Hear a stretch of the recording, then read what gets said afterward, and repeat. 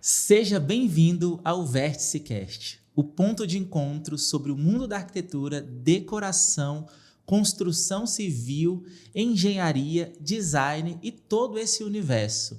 Eu me chamo Alexandre Barbosa, faço parte da Livem Casa, uma empresa do Grupo SR que é composta pela Livem e pela Só Reparos. Hoje o episódio é muito especial. Eu estou muito curioso para conhecer um pouquinho mais da história da arquitetura de Brasília. E a nossa convidada é a Zilda Lúcia, que é arquiteta e também advogada. Estava ali, né, estudando arquitetura e no meio do nada, deixa eu fazer advocacia também aqui. Zilda, seja muito bem-vinda ao Vértice Cast. Para mim é um prazer poder conversar e principalmente poder conhecer um pouquinho da história, da tua história, que envolve também a história de Brasília nesse meio tempo, né? Muito obrigada, eu agradeço o convite. E eu gosto muito de falar de urbanismo, né? Que é a minha área, o que eu vivi na minha vida toda. Então, eu vou começar dizendo o seguinte: eu me formei em arquitetura e, logo em seguida, teve um concurso para o GDF. Conta o ano para gente. Eu me formei em 1979, 19 anos, né? Depois que Brasília foi inaugurada. Eu vim morar em Brasília em 1957, quando meu pai veio, eu tinha meses, e o meu pai é um pioneiro, eu conheço Brasília, então, na sua origem, vivi isso todo, né? Vivi o pioneirismo, vivi a evolução da cidade, né? Eu tinha uma mãe que virava e reclamava que Brasília era um quadro de Picasso e o povo cuspia no quadro. E ficava brava com as mudanças. Então, eu vivi tudo isso. Lembro de estar em casa em 1964, eu morava na W3, e ter visto pela janela a ocupação da chamada Rádio Alvorada, na época, né, por militares que estavam armados de metralhadoras. Essa época era ditadura, né? Não, em 64 foi o golpe militar. Isso era 31 de março de 1964. Eu estava em casa, era muito pequena, e vi pela janela do banheiro, né? Eu morava numa casa da 704 e a rádio era na 504, de frente para a minha casa. Então, eles ocuparam a rádio e eu me lembro desse fato histórico, né, que eu vivi, embora muito pequena. E me lembro também das filas nos supermercados, porque faltava alimentos, tinha falta de. Não sei se a população tinha medo. Eu só me lembro das visões, não tinha muita compreensão do que estava acontecendo na época. Mas eu vivi em Brasília também tudo isso, né? E, então, em 79, eu me formei em arquitetura e, logo em seguida, em 81, eu já fui nomeada para o GDF como urbanista. Jovem, querendo reformar o mundo, achando que o mundo ia ser outro. E eu fazia direito. E a minha chefe... Então, você faz arquitetura, você entra na faculdade, você tinha 17 anos, né? Isso. Você faz arquitetura, antes de terminar a arquitetura, você já ingressa também no direito? Isso. Porque a UNB, na época, permitia que você fizesse uma dupla opção para o segundo curso, desde que você preenchesse alguns requisitos, e podia fazer essa opção. Eu fiz a opção para direito. Então, nada a ver uma coisa com a outra, né, Zilda? Pois direito e... Mas existe uma coisa que chama a conspiração do universo, tudo caminha para um determinado ponto. Eu fui fazer essa faculdade, fui para o direito, mas depois me voltei muito para a arquitetura e terminei a arquitetura e aí a UNB falou, olha, você tem um prazo para concluir o curso de direito.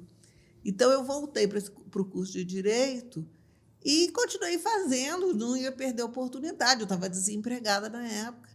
E aí fiz o concurso do GDF e a minha chefe, que era a Tânia Batella, uma pessoa bastante proeminente aqui em Brasília, e a Tânia falou, olha, nós precisamos muito de advogados, de pessoas que entendam de direito urbano. Sim. Né? Era uma matéria absolutamente nova. Na época, tinha só o Toshio Mokai, praticamente, era a única pessoa que escrevia a respeito da matéria. E isso me entusiasmou. Então, eu comecei a estudar e a me voltar para a questão do urbanismo, da legislação urbana. E foi muito interessante para mim, porque isso abriu um leque de várias oportunidades. Logo em seguida, em 88, antes de 88, eu fui para o Senado. No Senado, né, havia uma movimentação toda da Constituinte, fui trabalhar com o senador, e nós recebíamos matérias e mais matérias sobre legislação urbana. E eu, lógico, como a minha atenção estava voltada para aquilo, eu ia pegando todo esse material, ia lendo, né? E fui me interessando e me inteirando daquilo que estava, dos movimentos que existiam para a chamada reforma urbana. Porque o Era Brasil, mais rígido naquela época do que é hoje? mais rígido A parte da legislação, né? da urbana? Isso. Não, praticamente não existia uma legislação urbana. A gente tinha uma lei que era 6766, e essa lei que regulava, não podia ter construção em determinadas declividades. E era uma lei bastante básica. Sim. Era a única lei que a gente tinha de Entendi. urbano. Né? E antes da Revolução de 64, existiu um movimento de terras, o movimento rural, que até hoje a gente conhece, mas existia também um movimento pró-moradia e pró-urbano, que esse movimento foi abortado na Revolução. Esse foi reprimido. Embora o de terras também fosse reprimido, mas ele ainda conseguiu se manter historicamente. No movimento das cidades, teve uma ruptura total. Isso só vai ser retomado depois, já próximo da Constituinte e da Constituinte. Então, você tem um novo movimento voltado para as cidades. E aí que você começa a ter mais legislações, e aí se luta pelo Estatuto das Cidades, né, que é a próxima lei que a gente tem, que vai regulamentar mesmo e vai discutir a cidade. Sim. Então, com isso, eu fui para um mestrado em legislação urbana.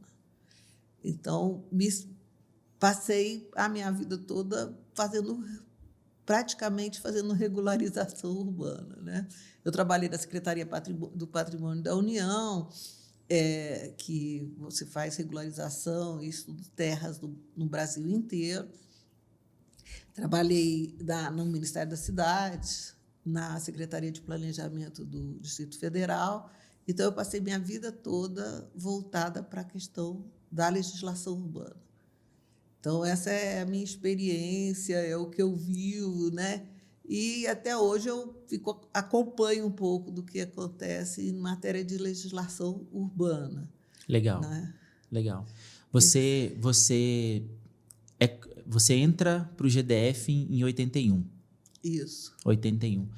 Como que foi de lá para cá essa evolução, tanto de carreira, né? Você tendeu mais para o lado da parte de advocacia e voltada para o urbanismo, ou você foi mais para o lado da arquitetura e de contribuir para a construção e evolução de Brasília? Não, eu me especializei em legislação urbana, né? E trabalhei muito com isso, com o trabalho. Mas eu sempre tive um escritório de arquitetura e sempre trabalhei, né? Eu fiz o Israel Pinheiro, o Instituto Israel Pinheiro, fiz o Mosteiro de São Bento. Então, eu já fiz várias casas. Eu tenho uma experiência na área de arquitetura. Era casada com um engenheiro civil, que construía, então eu tenho bastante contato também com esse outro lado. Sim, sim. Né? Mas não no governo. Né? Fora do governo, eu trabalhei bastante em arquitetura. Sim. Então, eu tenho a experiência também de construir, de fazer obras. Que legal. Conta essa história aí do Israel Pinheiro pra gente. Como é que foi esse projeto? O projeto Israel Pinheiro é muito interessante, né? É um lugar lindo. É o terreno que foi dado para os salesianos pelo Israel Pinheiro, que era ex-aluno salesiano, e ele reservou o terreno na construção da cidade para os salesianos. Eles têm um terreno no centro da cidade, né, que é o Colégio Dom Bosco, e também tiveram essa chácara, que eles chamavam de chácara. Sim. Que hoje está dentro da cidade, né? Está dentro vizinho à Ermida Dom Bosco. E aí, de repente, eles falaram, vamos construir alguma coisa na chácara, queremos fazer uma casa de retiros. E aí, o que é uma casa de retiro? E me chamaram, eu era muito jovem, era mulher, isso era uma barreira, né, numa congregação de homens, mas me A prevalência na área era de homens. Só de padres, né? E eu era uma moça muito jovem, né? E que ia trabalhar com uma quantidade grande de homens. Mas me aceitaram, fui lá, fiz a entrevista e tal, e tinha algumas ideias para fazer. E aí eles me levaram em umas casas de retiro, né? Muito modestas, eram aquelas casas que faziam umas calçadas, aí cobriam, né? a circulação E eu ia, olhava aquilo tudo e tal, e chegava lá e via aquele terreno maravilhoso, à beira do lago, né? O terreno deles vai efetivamente até o limite do lago, e falava, meu Deus, isso aqui é muito lindo e a gente tem que aproveitar. E aí eu fiz um projeto que juntasse todas aquelas ideias E aí nós propusemos fazer um auditório, né? E fizemos um auditório de janelas de vidro enorme, e aí todo mundo falava, não vai dar certo, não tem acústica e tal. E aí, na época, tinha um senhor de São Paulo, desculpe, não me lembro o nome dele agora, um amor de pessoa, já bem mais velho do que eu, né? Eu com 26 anos, e ele, agora o mais velho, eu vejo, ele se encantou por mim, me achava... E aí ele falou, não, vamos fazer essa acústica maravilhosa. E aí me ajudou muito. Na época, nós não tínhamos recursos para acústica, de proteção acústica que hoje nós temos, né? Hoje. Tivemos que fazer com lã de vidro e com acarpetados e tal, mas ele executou um projeto de acústica que resolveu o problema dos vidros, né? Então, nós tivemos vidros enormes, até hoje temos, e eu fui. Eu tinha todo o gás, né, da minha vida para fazer aquilo, queria muito fazer, e consegui ter a confiança dos padres, graças a Deus, e eles me apoiaram. Eu tinha um projeto, na época a inflação era muito alta, acho que o pessoal hoje não entende, mas os orçamentos eram feitos em dólar, né? Então nós tínhamos um projeto, o orçamento em dólar, graças a Deus conseguimos executar tudo pelo valor do orçamento em dólar.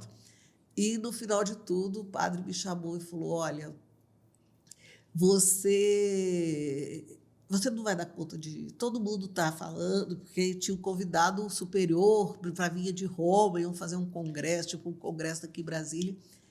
E ele falou, você não vai acabar a obra, todo mundo está falando isso. Seja sincera, me diz, não vou acabar a obra e a gente muda todo o esquema. Eu falei, eu vou acabar a obra.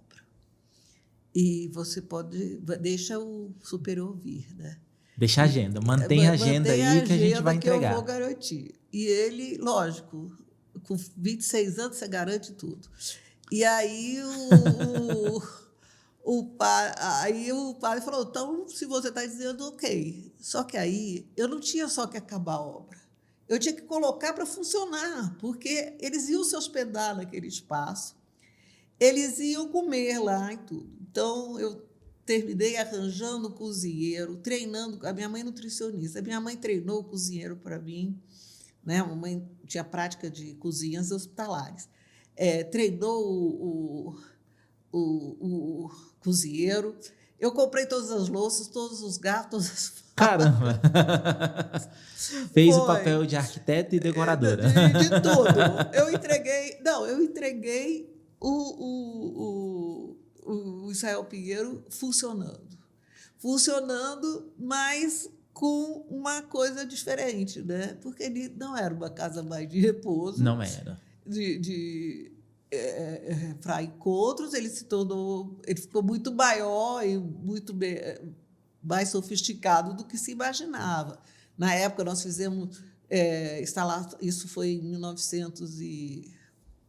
Ai, meu Deus, não vou me lembrar direito, mas 85, 87, e nós já fizemos planejamento de luminotécnica, fizemos um projeto de instalação de som. Foi o teu primeiro maior desafio na arquitetura? Foi. Você acredita? Foi, com certeza. Além de eu era muito jovem e o projeto era complexo, né? Foi ousado fazer aquele Você complexo. fez projeto e você acompanhou toda a obra? Toda a obra. Com os meninos, com os operários, com os engenheiros? E, inclusive, com os meus 2 filhos, que tinham 2 anos de idade. Nossa! No fórum. Então, aí eu tinha 2 filhos pequenos que eu levava para a obra comigo, entendeu? E botava no colo para fazer as obras, né? Tem histórias muito engraçadas. Uma delas que os meus filhos ganharam um pintinho que virou um galo de briga. E aí nós levamos o galo para a obra. E o galo, com os meninos, era super manso, andava atrás dos meninos. E com os operários, o galo voava nos operários, atacava o povo, até que um dia o galo atacou o padre e o padre mandou matar o galo. Foi uma verdadeira... Mandou matar e cozinhar o galo? Na cozinha? Na cozinha lá, porque resolveu com o pessoal da obra. Quando eu cheguei lá... E os meninos, como é que ficaram? Os meninos, ai, mãe! Eu falei, olha, paciência, foi o que aconteceu. O galo subiu. Esse galo já estava dando muito trabalho. Caramba! Mas, enfim, a gente fez. É um espaço muito bonito, né? Fizemos o paisagismo todo, entregamos pronto o Israel Pinheiro para ser a tal casa de retiro, que nunca foi uma casa de retiro, se tornou um centro de convenções. Centro de convenções. Que muito hoje, bom. Infelizmente, está meio abandonado, mas e durante muito tempo ele funcionou e funcionou muito bem. E eu tenho certo orgulho, até porque, desses anos todos, o Israel Pinheiro nunca foi pintado. Caramba! A gente está falando de 87? Então, 30 e poucos anos. 30 e poucos anos, ele foi revestido todo em cerâmica Gail e está perfeito. A igreja forro é todo de madeira, as portas são de madeira e está tudo perfeito, está tudo funcionando ainda. Eu desenhei as camas e elas estão lá e funcionam, então realmente a manutenção do prédio é muito baixa. Que legal. Então, eu acho que isso é um parâmetro de qualidade de arquitetura, saber Sim. que a manutenção do prédio também foi baixa. É um prédio todo com iluminação e com aquecimento solar. que para a época também não era novidade. Ele tem uma estação de tratamento. Aquecimento solar já naquela época, de 87? Já. E hoje que está vindo muito à tona por questões de sustentabilidade, né? Não, ele é talvez se ele fosse... Se hoje a gente fosse fazer uma avaliação de economicidade, ele com certeza passaria no teste. Ele tem uma estação de tratamento de esgoto, para todo esgoto que produz, né? Tem Sim. uma estação que passa por várias... Caramba, Zilda, deve ter sido desafiador olhar para todas essas frentes, sendo tão nova jovem. na área, tão jovem, ainda com 2 crianças, cuidando do galo. Cuidando do galo, cuidando do cachorro, cuidando de uma casa, entendeu? E ainda trabalhava, eu ainda tinha um emprego. E aí o emprego era no GDF. Eu trabalhava no Senado na época, senão eu não teria tido... Eu ainda trabalhava, era assessora do senador eu trabalhei muito da minha vida. Hoje eu vejo que eu era uma workaholic terrível. Pesada. Pesada. Nós fizemos instalações, uma central de ar-condicionado super complexo, tem lá instalada. Eu tive que aprender muito e rápido para poder... Isso te trouxe visibilidade dentro do cenário de Brasília, na época, como profissional, como arquiteto? Acho que não, porque no meu tempo não tinha essa coisa de hoje, né? Que você vai para a internet, olha o que eu estou fazendo, né? Sim, olha sim. aqui e tal. Eu não tinha essa visibilidade assim, mas logo em seguida eu fiz o Mosteiro de São Bento, sim, que eu acho que é uma obra também grande e, né, significativa no contexto. E então eu tive outras oportunidades. Mas não existia hoje esse marketing que hoje a arquitetura tem, né? Dissemina mais rápido hoje, né? E que as pessoas se vendem, né? Eu vejo muito essa...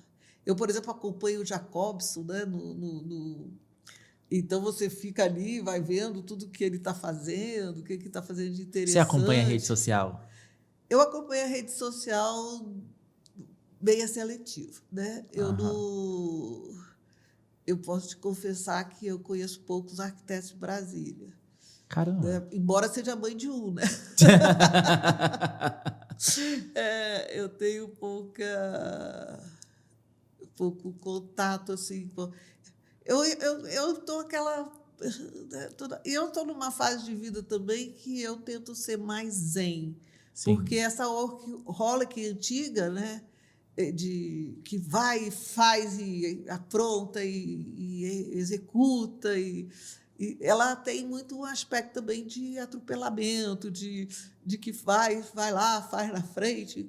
Sim. Então, depois, com o tempo, você começa a ver que você tem que ter uma qualidade de vida e, para isso, você precisa ter mais calma. Né? Desacelerar um pouco. Né? Então, eu acho que eu estou nessa fase de desacelerar. Eu gosto de trabalhar, vejo muitos projetos do meu filho, acompanho, dou palpite. Que legal. Né? Mas devagar. Zilda, vamos voltar um pouquinho no tempo. Você estava comentando aqui antes da gente começar a gravar da época dos desafios, na época ali de Lúcio Costa, né? Você participou, né? Tanto vendo como, em alguns aspectos, ativamente de uma evolução de Brasília, né? Então, você participou e vivenciou vários momentos. Conta um pouquinho para a gente como é que era isso, voltado para o urbanismo, que você falou, poxa, tinha limitações para a população, né? E aí, falar isso hoje, cara, para algumas pessoas é surreal, né? É verdade. Bem, eu, quando tomei posse do GDF, era ditadura, e então o governo era forte e Brasília era vista como um centro do poder. Ela não era vista como uma cidade que, né, vai se desenvolver muito. E existia, no parâmetro da proposta do Lúcio Costa, a ideia de que seria uma cidade para 500 mil habitantes. Uma ideia distorcida, de certa forma, porque, na realidade, o que o Lúcio Costa propunha eram cidades com até 500 mil habitantes e que cada cidade chegasse a esse limite para que a gente abrisse novas cidades satélites. Isso já não aconteceu no começo de Brasília. Por quê? Porque Brasília, para ser construída, tinha que ter um núcleo urbano, um lugar de apoio, onde as pessoas iam ficar, e esse lugar foi o Núcleo Bandeirante. Foi o primeiro. Que se chamava Núcleo Bandeirante, ou seja, aquele núcleo que começa, né? Aquele núcleo que abriu. Sim. Então, teve o Núcleo Bandeirante. Meu pai foi um dos primeiros proprietários de posto de gasolina em Brasília. Que interessante. E ele veio para Brasília em 57 e abre para ser o representante da Texaco em Brasília. Isso também é uma longa história interessante. Ele vem, abre o posto de gasolina, já tinha um outro posto, e Brasília foi feita a óleo diesel. Então, tudo que existia era vender óleo diesel, porque era assim que se construiu a cidade, né? E, paralelamente ao Núcleo Bandeirante, foi permitido às construtoras fazerem seus acampamentos.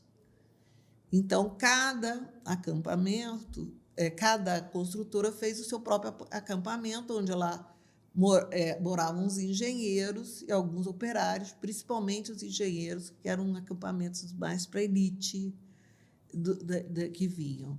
Então, com isso, você abre um acampamento na Canangolândia, abre um acampamento na Vila Planalto, né? Abre um acampamento do Paranoá, e esses acampamentos eles se tornam as moradias desses engenheiros. Eu me lembro muito da casa da dona Bogenck, do Dr. Cânio. O Dr. Cânio foi o engenheiro que construiu o anexo do Congresso Nacional. Morava ali na Vila Planalto, numa casa linda de madeira, com um jardim, uma grama, muito linda a casa. Então, eram casas de madeira, ditas provisórias, mas eram muito bem construídas e muito arrumadas. Se morava com muito conforto. E se tinha a ilusão de que, ao inaugurar Brasília, a gente iria acabar com os acampamentos, acabar com o Núcleo Bandeirante. Não foi o que aconteceu. Pelo contrário, antes de inaugurar Brasília, já se tinha aberto a Taguatinga. Então, Taguatinga anterior à inauguração de Brasília. E precisava se fazer isso aceleradamente. Com isso, muitos operários, muitas pessoas vieram para Brasília, se estabeleceram nesses locais, e a cidade, então, já de início, ela deixa de ser um núcleo principal, plano piloto, né, para ser vários núcleos. E onde estão os empregos, nisso ela se mantém, que é o plano piloto, passa a ser o núcleo. Passa a ser o núcleo de emprego e de comércio. Então, há também a questão já se começa aí a questão da mobilidade, porque você tem que mover as pessoas 20 quilômetros, 15 quilômetros de casa para o trabalho e de trabalho para casa. Sim. Né? Então, você já...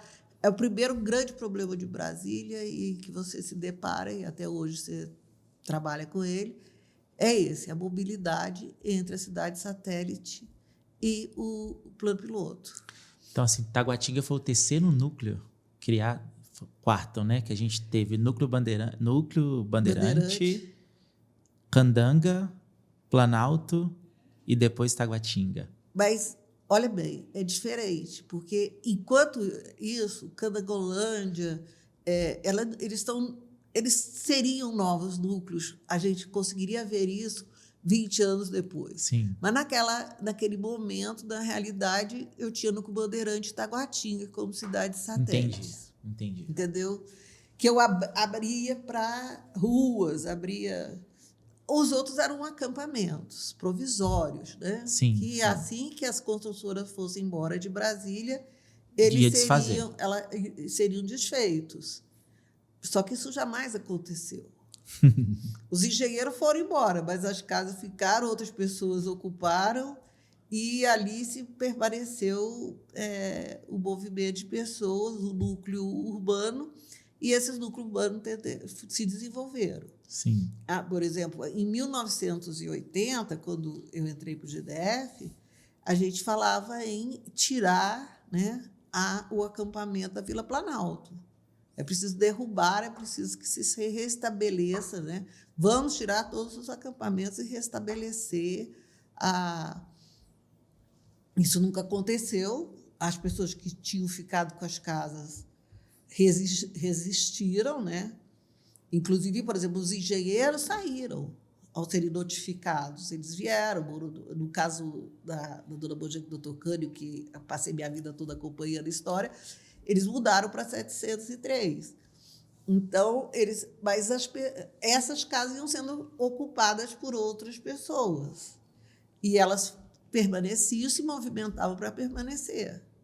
E isso foi feito até que a UNB acampou essa reivindicação e dizia, não, vamos manter o acampamento, até porque é uma coisa histórica.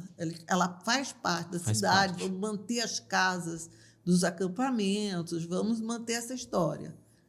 Lógico que isso não deu certo, né? Hoje você vai lá, está tudo descaracterizado, é uma cidade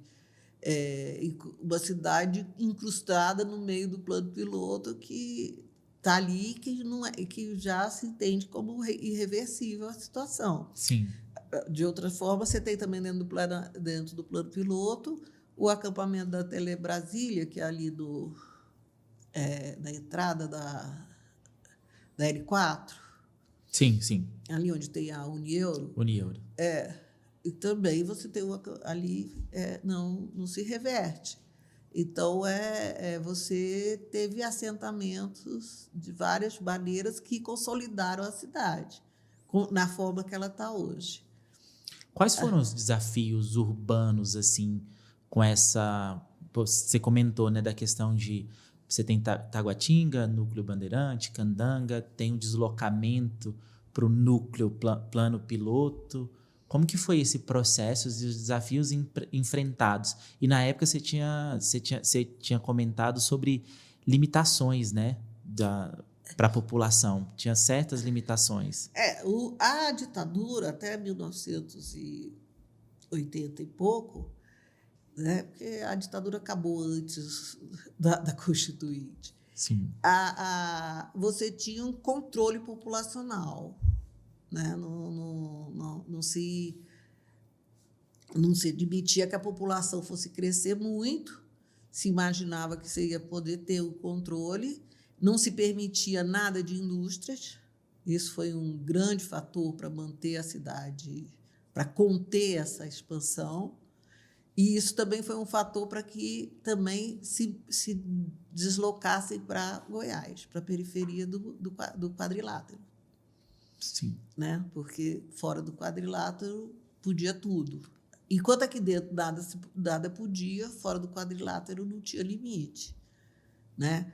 E não sei se poderia falar isso, mas, na realidade, Goiás nunca se preocupou com o entorno do quadrilátero, porque isso era atingia diretamente, sempre atingiu, o Distrito Federal. Então, o Distrito Federal, de certa forma, ele teve que reorientar seu planejamento urbano para atender essas áreas que estão fora do quadrilátero. Para atender a demanda. A demanda, que causa um impacto direto dentro do Distrito Federal. Se você pegar, até pouco tempo, esse ainda era um desafio, né? Não, eu acho que é um desafio. Indiscutivelmente. Você tem, por exemplo, um loteamento como Alphaville, que você vê a propaganda na TV, ele diz que é Brasília, mas, na realidade, 80% dele ou mais está dentro de Goiás. Está fora da fronteira. Né? E lá tem previsão de construção de prédios altos, qual é o tratamento de esgoto que vai ser feito. Nada disso está em discussão. Então, hoje a gente faz um urbanismo muito tampão, né? Você corre atrás do que está indo mal. É mais reativo do que trabalhar ativamente. Porque o que é planejamento urbano? Prever o futuro. Fazer planejamento é prever o futuro. Né? A sua empresa, por exemplo, ela está investindo no podcast porque ela ela vê isso como alguma coisa do futuro, ela está se lançando num futuro, né? Ela está se planejando para esse futuro. Então, isso não está acontecendo. O GDF está sendo reativo. Eu tenho um problema, eu vou lá, resolvo o problema. Isso é uma das grandes diferenças entre fazer urbanismo hoje e fazer urbanismo na década de 80. Na década de 80, a gente planejava a cidade, para onde vamos crescer. Então, existia uma diretriz muito forte que nós só poderíamos crescer do lado da Samambaia. Foi quando se idealizou Samambaia. Nós temos que adensar Taguatinga, Ceilândia, Samambaia.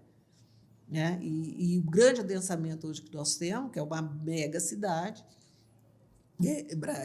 Ceilândia, Samambaia e Taguatinga formam uma megalópole, né? Sim. E que a maioria da nossa população está ali, e você crescia para lá.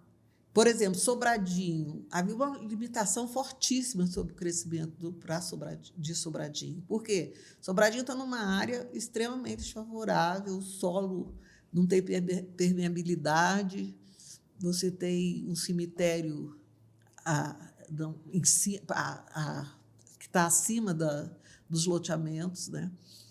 E que contamina a rede freática. Uma área desfavorável. Desfavorável totalmente. Moradia. Então, por exemplo, nós não se permitia adensamento, crescimento em Sobradinho. Isso era muito controlado, né? Mas nós somos uma população brasileira, né, que construiu o país na base da invasão. Né? As capitanias hereditárias foram invadidas, os proprietários não vieram, foram ocupados por quem estava aqui. Os bandeirantes invadiram o Tratado de Tordesilhas e nós fomos nos organizando à base de invasões, e isso foi o que aconteceu em Brasília. Quer dizer, hoje você tem Sobradinho altamente povoada, tanto pela permissão da cidade, como pelos loteamentos regulares. Então, são problemas. Né? Acredito que Brasília começou isso lá atrás, até devido à construção e à necessidade de mão de obra, o aumento muito da população de outros estados, principalmente Nordeste, né, e tal. Eu acho que era um desafio para o governo controlar isso, porque, querendo ou não, ele precisava de gente para ajudar a construir também, né? Não, no começo, indiscutivelmente, se trouxe, só que se tinha uma ilusão de que essas pessoas voltariam. Para a sua terra de origem. Pelo contrário, Brasília se tornou um centro extremamente atrativo. Por quê? Melhores hospitais, universidades. E até hoje nós temos essa capacidade de gerar... Você tem a UNB aqui, exemplo de hospital de base, que é referência em muitas coisas. E, além de tudo, Brasília realizou a sua grande meta, que era povoar o centro do país. Isso é inegável. Isso é evidente que Brasília faz essa conexão do norte do Brasil para o sul do Brasil. Hoje, eu me lembro, quando eu era pequena, que eu ia para o sul do Brasil, eu me sentia em outro país. Né? Até a língua era bastante diferente. Hoje, não. Né? Lógico que isso tem o fator da comunicação, do desenvolvimento da comunicação, mas Brasília criou esse eixo de desenvolvimento que conectou o norte e o sul do país, e hoje ela também tem pago preço alto por isso, que é absorver né, toda essa população do norte, do nordeste, que vem para Brasília para estudar, para trabalhar, para se formar, para buscar oportunidades. E, além disso tudo, nós abrimos a cidade hoje, está de braços abertos. Nós só se pensa em como adensar essa cidade, como crescer. Né? Sim. Então, a gente está assistindo coisas como o adensamento, por exemplo, de Vicente Pires, que eu considero extremamente perigoso. Acho que vai ter consequências ruins, né? O tipo de solo lá é muito ruim, o riacho está sufocado, né? E se a gente for falar em ecologia em Brasília, aí nós vamos mudar totalmente o rumo da nossa conversa. Né?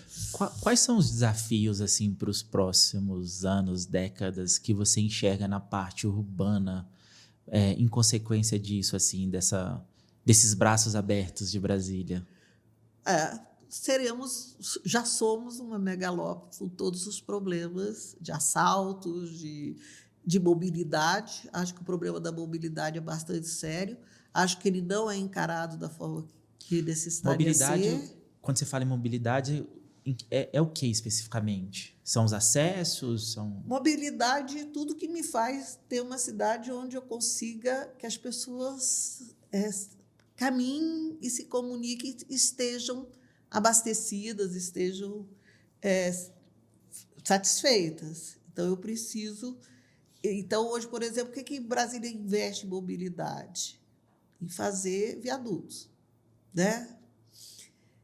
Em que ajuda a mobilidade os viadutos? Realmente ajuda, né?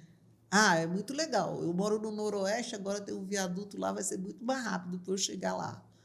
Ok, é uma visão imediatista, mas eu não vejo investimento em transporte de massa. Então, eu vejo daqui para frente cada vez mais as populações periféricas massacradas, né? Elas já hoje gastam 40 minutos para chegar nos seus locais de trabalho, vão demorar mais ainda.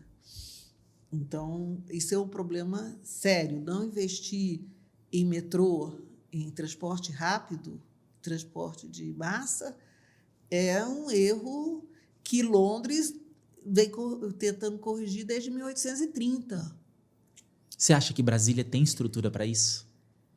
Para olhar com esse olhar que você está trazendo, essa visão de construir transporte em massa? Eu acho que não, que hoje a forma que então não podemos ter esperança. O que dá, eu sou muito pessimista com a administração de Brasília, e eu não estou falando deste governo. Sim. Tá? Eu estou falando desde que nós temos nós tivemos um único governador que se preocupou com a cidade, assim, que trouxe alguém de fora, que tentou fazer um plano para a cidade. Os outros todos fazem o quê? Eles fazem o imediato, aquilo que eu falei. Nós hoje nós não fazemos planejamento porque nós não pensamos no futuro. Nós hoje respondemos às questões imediatas. Né? Então, você é crítica de fazer viadutos, então você acha melhor não fazer os viadutos? Não, eu acho bom fazer o viaduto, entendeu? Mas o viaduto é esparadrapo. É um band-aid ali na situação. Eu preciso, fundamentalmente, de um transporte de massa. Por que eu viajo, né, e ando no transporte de massa, da onde eu vou? Eu fico imaginando que, se eu morasse em Nova York, eu jamais teria um carro. Porque é muito mais barato eu alugar um carro, se eu preciso, em Nova York, do que eu ter um carro em Nova York. E a gente vai... Aí as pessoas falam, não, mas a gente... Porque, além de tudo isso, agravando essa situação toda, eu tenho uma questão tecnológica que está batendo na nossa porta e que parece que todo mundo acha legal no seu laptop. Mas não está batendo na minha porta do laptop. Ela está batendo na minha porta com carros que se autodirigem. Né? Hoje em dia, você fala assim, Nós vamos reduzir o número de acidentes de carro tremendamente com as novas tecnologias. Mas eu preciso de um sinal de trânsito que se conecte com que fale com esse carro, com essa tecnologia moderna. Sim. Eu não tenho. Pelo contrário, eu tenho por exemplo, o Detran anuncia, comprei não sei quantas placas de visibilidade, não sei o quê. Para que essas placas são usadas? Para avisos de que tem um radar ali à frente. Quando a ponte para, você entra no trânsito congestionado e fica ali 1 hora, porque não tem uma placa lá em cima na L4 dizendo trânsito interrompido à esquerda. Procure via de acesso. Isso era feito em 1964, na Inglaterra. Esse tipo de aviso de que havia congestionamento. Mas hoje você tem o Waze. Todo mundo vê o Waze. Não é verdade que todo mundo vê o Waze, porque se todo mundo visse o Waze, não acontecia de parar a ponte, a L4 e o eixo, o comer do eixo monumental, porque está tudo congestionado. Mas aí o Estado está transferindo a responsabilidade para alguém que, cara, ele que deveria olhar para isso, né? Sim, porque com certeza até o Detran não olha o Waze. Desculpe, Detran. Mas, né? Então, como é que nós estamos andando? Nós temos que refletir sobre isso, temos que conversar sobre essas coisas, mas há uma resistência muito forte, eu acho, a esse tipo de diálogo, porque esse tipo de diálogo nos leva a investir em coisas que não dão votos. Sim. Né? Sim. Então, Mas quando você estava falando, eu também estava pensando assim, eu acho que a gente é muito imediatista também. Então, eu acho que a gente pressiona e, ao pressionar da forma que a gente pressiona, o que sobra para o governo, né? É fazer viaduto. Eu acho que tem também uma parcelinha de culpa nossa nisso, sabe? Porque a gente espera 10, 15 anos. O comportamento do brasileiro não é o de esperar. Deixa eu guardar aqui um pouquinho todo mês para daqui 15 anos usufruir de algo melhor, né? Então, se a gente fazer um paralelo com a cidade, a gente quer. Poxa, eu mesmo reclamava daquele construir ali o túnel Rei Pelé, né? Poxa, aquilo facilitou demais o fluxo. Quando você estava falando, eu falei, caramba, está resolvendo agora. Né? Está resolvendo agora. E está resolvendo para o número seleto de pessoas que têm acesso ao carro. Para aquela população de massa que precisa do transporte público, só piora. Eu, por exemplo, eu tive experiência, foi até engraçado, tragicômico. Fui andar de ônibus. Não preciso contar que, como boa brasiliense, o ônibus faz parte do meu cotidiano. Fui andar de ônibus. Quando eu desci do ônibus, eu saí trupicando, parecendo uma maluca, assim, nadando no espaço, porque eu nunca imaginei que fosse tão alto a distância entre o degrau de desembarque e a calçada. Então, eu que já tinha andado de ônibus em outras cidades, eu achava que o ônibus, a distância entre o degrau fosse normal. Foi muito engraçado, porque eu saí assim, nadando no ar. Mas eu fico pensando, essas pessoas que têm pouca mobilidade, pessoas da minha idade, que andam de ônibus, é muito difícil descer de um ônibus muito alto. E é uma tecnologia que, gente, basta exigir, né? Sim. Olha, o ônibus tem que ter um amortecedor que permita que ele abaixe nas calçadas, para que a pessoa não precise pular do ônibus, que literalmente você pula do ônibus quando você desce. Né? Então, são coisas pequenas que melhoram muito o cotidiano. E o planejamento urbano devia estar ligado a isso. Mas ele não está. Na realidade, o governo terceiriza a questão e lavo as mãos. E, obviamente, eu vou comprar a carroceria que mais me convém para colocar ali, mais barata, porque eu quero garantir a minha margem de lucro.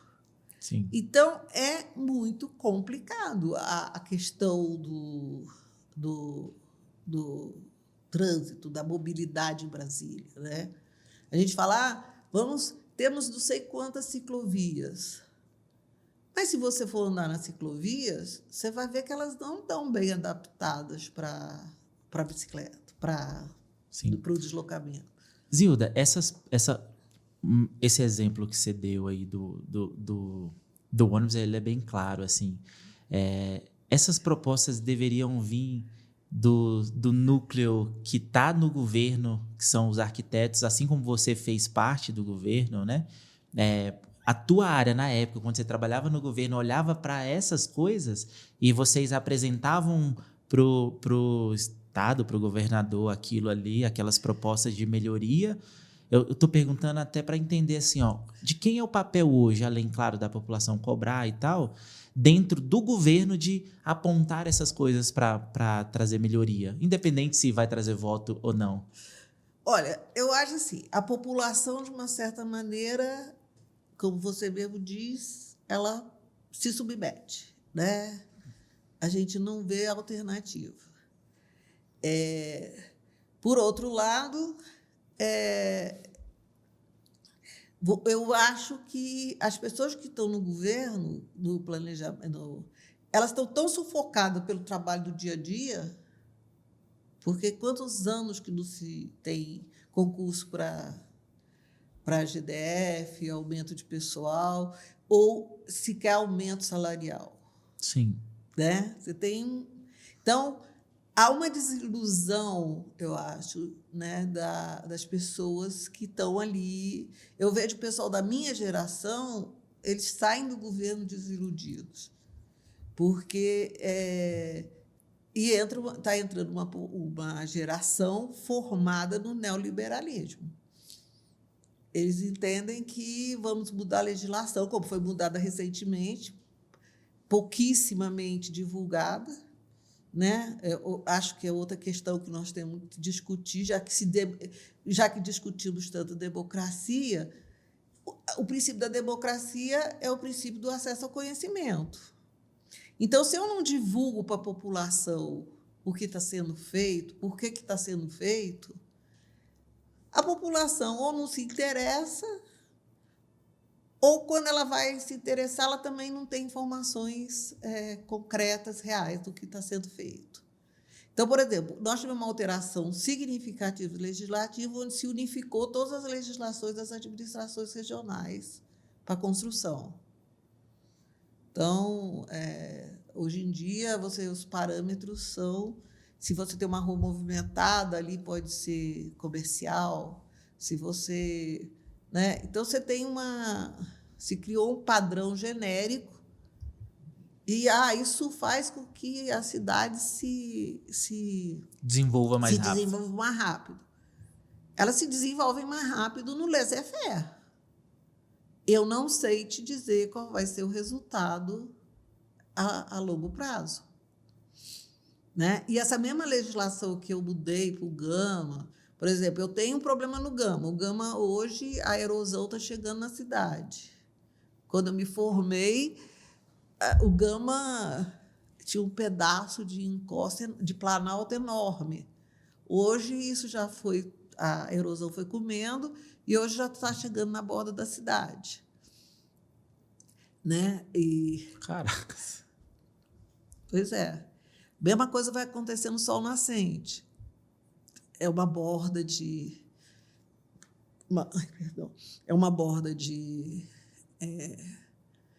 planalto. As bordas de planalto são altamente erodíveis. Se você construiu ali, ela vai desmoronar. Né? Então, por que o sol nascente se canaliza, coloca água, asfalta e, no mês choveu, abre? Porque vai abrir mesmo. A natureza fez para desmoronar. Ou você tem uma mata ciliar ali, uma mata para segurar uma vegetação que segure aquilo fortemente, ou ela vai desabar. Então, nós optamos por desabar. Né? E é opção nossa. É uma opção nossa. Né? Inclusive, junto com o governo federal que financiou. Sim. Né? Num primeiro momento, o governo federal disse que não financiaria porque havia risco, porque era encosta, era borda de Planalto, mas, no segundo momento, o governo federal repassou os recursos para que se fizesse. Por quê? Porque nós não podemos retirar pessoas de onde elas estão. Então, eu deixo elas lá. Se desmoronar, a gente ainda vai conseguir dinheiro do governo federal para tentar reconstruir. Eu espero que isso não me prenda. Mas essa é a verdade. Né? Vicente Pires. Mesma coisa. Asfalta, veio a chuva, derruba. E ontem mesmo, essa semana, eu fui lá no Vicente Pires. Não existe. Ande nas ruas e veja se existe lugar para escoamento de água. Não tem. É tudo impermeável. Não, quando chove fica terrível. O asfalto é impermeável. Aquilo ali tinha que ser feito de bloquete, de uma... Outra coisa, ninguém discute alternativas. Por exemplo, não se usa mais meio-fio na Europa, nos Estados Unidos. Usar meio-fio é uma coisa arcaica, é uma coisa antiecológica, entendeu?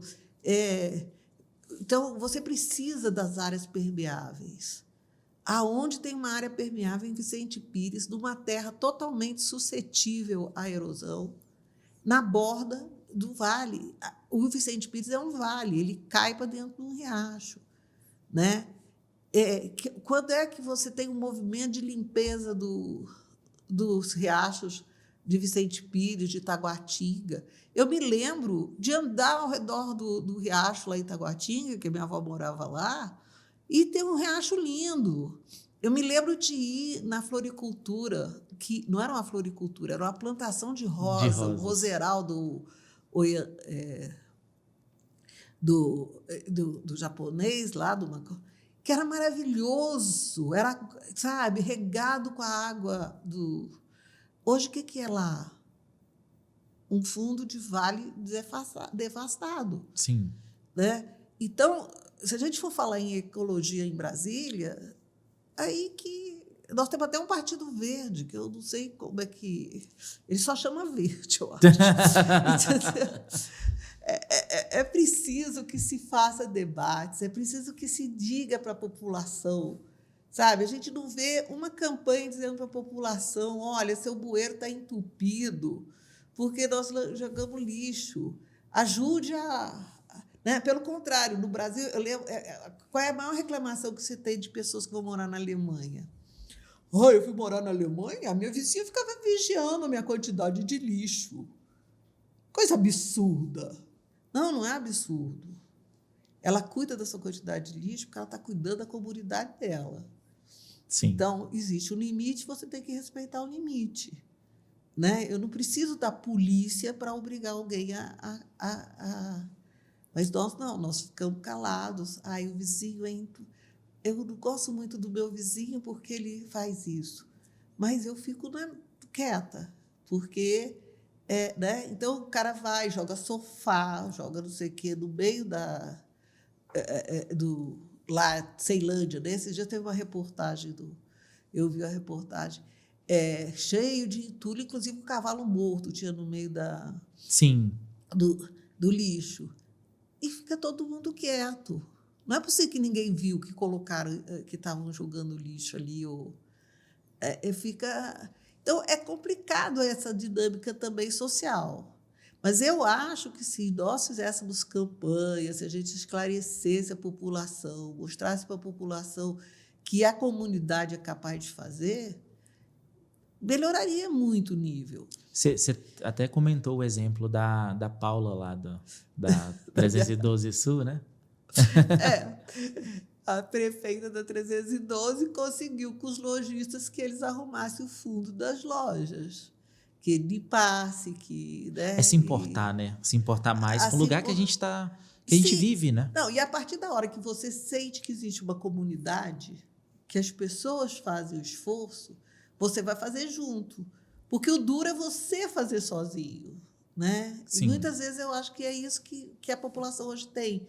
Essa sensação de que o trabalho dela sozinha não produz nada. Sim. Né? Nós precisamos desse movimento de que, olha, existem comunidades, existem prefeituras. Deu muito certo, por exemplo, a questão das prefeituras das quadras. Né? E são pessoas voluntárias, são pessoas que estão trabalhando para a sua comunidade. Existem milhões de pessoas que trabalham para as suas comunidades. O meu ex-marido trabalhou a vida toda para o Conselho Regional de Engenharia como conselheiro, nunca recebeu nada. E como ele, todos os outros conselheiros. Sim. Né? Estavam ali é um trabalho para a sociedade. Então, é preciso que a gente divulgue que existe pessoas voluntárias e, principalmente, eu acho que o governo precisava fazer um trabalho de divulgar o que ele está fazendo, para quê e qual é o objetivo. Porque se a população não vê isso, ela também não acredita. E não se move também, né? Não se move. Não se move. É. Zilda, até partindo já para o final, a conversa foi muito interessante. Foi maravilhoso conhecer essas histórias, suas histórias também, histórias de Brasília, assim. Olhando para o arquiteto, né? Você é arquiteta. Qual que é o papel do arquiteto hoje, na sua visão, percepção, para trazer melhoria como um todo, assim, para a nossa cidade? O arquiteto que está nos assistindo, cara, tem uma responsabilidade aqui também de fazer algo, sabe?